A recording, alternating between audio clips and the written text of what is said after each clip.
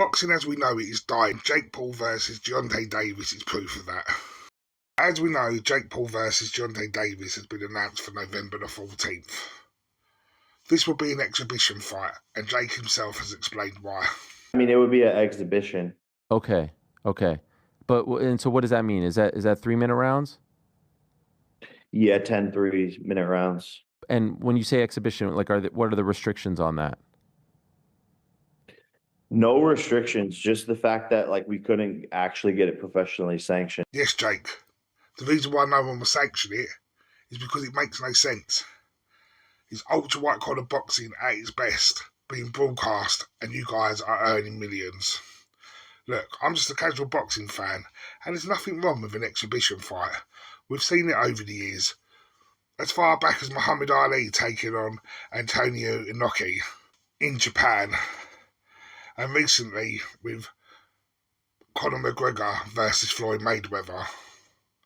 Floyd Mayweather again versus Deji. And also Logan Paul. And obviously Jake Paul versus Mike Tyson.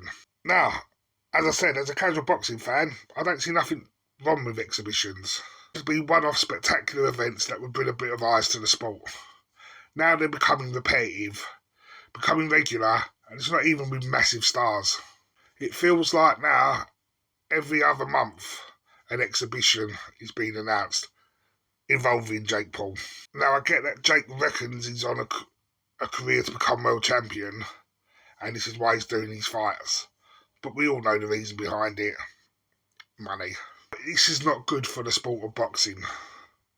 Of course, you're going to have your Eddie Hearns coming out going, but it's great, it brings eyes on the sport. Grassroots gyms are up with young kids going to the gym wanting to do boxing, which on a surface level is great, but it's not great for the sport. Because these kids are watching these influencers get in the ring and make loads of money, thinking, that's easy, I'll just go and do that. But as we know, boxing is dangerous and you can't play at boxing. If they do this for a little while, it'll just become a fad. And it will stop. So it's not going to be producing the stars of tomorrow. We are not going to get the next world champion going, it's great, I did this because I see Jake Paul in an exhibition fight. Even myself, as a casual fan, I did an ultra white collar event 6 years ago. And he's going for it. Ruiz catches Joshua. He's done. Wow! Jimmy Joshua in an unbelievable round here. The count's at 7. Joshua is all bending. His legs are shaky, Adam. And he's beat down against Vladimir Klitschko. And this is a fire fest.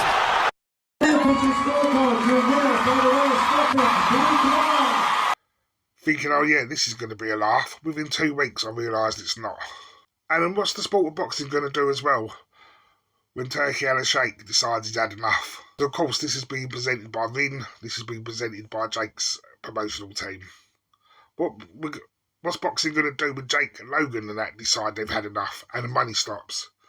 You're going to have a load of people thinking that they were there to be able to earn a lot of money, not being able to because the money's gone. In the long run, this is killing boxing.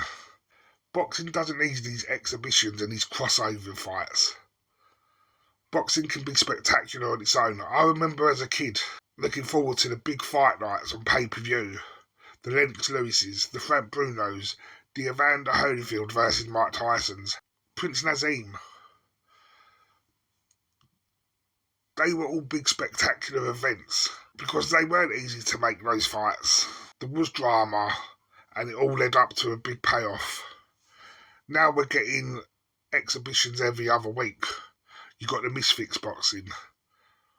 Boxing is not becoming spectacular anymore.